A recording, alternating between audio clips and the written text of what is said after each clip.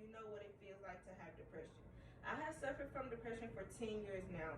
During that time, I have had many treatments, both traditional and non-traditional. I've also seen a few specialists and have done my own research on the topic. As I continue, we will talk about depression. We will look at what depression is, different types of depression, and some treatments for depression. To start, let's look at what depression is, including symptoms and possible causes.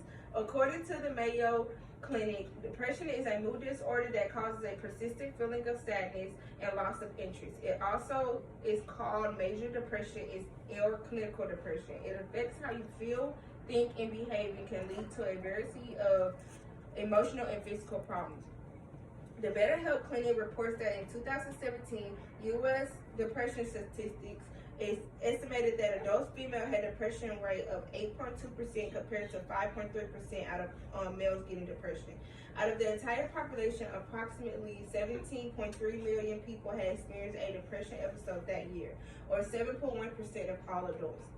NNDC.org reports that $210.5 billion in lost earnings each year due to a serious mental illness. Depression is the leading cause of disability in the United States among people ages 15 through 44, and that depression ranks among the top 3 workplace issues in the United States. Now let's talk about what some symptoms of depression. There are many types of depression: postpartum and psychotic depression, seasonal affective disorder, and bipolar disorder. They all have symptoms and stages people go through. Depression has 5 stages. To know the stages to depression, you must also know some symptoms of depression, which includes feeling of sadness, anxiety, or emptiness, feeling of helplessness, feeling of guilty or worthlessness, difficulty sleeping or sleeping too much, loss of appetite, or overeating. Millions of people globally are affected by depression each year, and many of them suffer the worst consequences imaginable from the symptoms or lack of care. Sadness, anxiety, and changes in habits are a few symptoms, and some of which lead to the 5 stages of depression. The 5 stages of depression were co-opted from the stages of grief as described by Elizabeth Ross. They are: denial and isolation are normally short-term when related to depression. The feeling of extreme sadness can be hard to ignore. Patients still ignore the issue, often believing that if there were a problem, they would get over it. When denial wears off, anger sets in because you realize you cannot overcome feelings of depression. You are even angry with the world. Bargaining begins when depression takes its own life and reveals some horrible things about yourself. You try to negotiate away thoughts created by depression and replace them with positivity. Depression creates a sensation of isolation as if you are lost in the wilderness with no direction. The final stage is acceptance. You have finally made peace with the reality of your mental illness.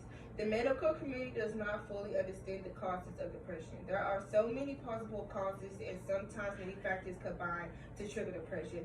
Genetic features, changes in the brain's neurotransmission levels, environmental features, physiological and social factors, childhood trauma, hormones, and inherited traits.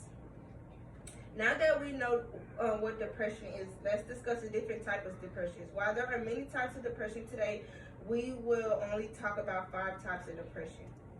Anxiety disorder. You feel tense and relentless for days. You have trouble concentrating because you are worried that something bad could happen, and you feel like you might lose control over yourself. Melancholy depression, you feel intensely sad and lost interest in the activities you used to enjoy.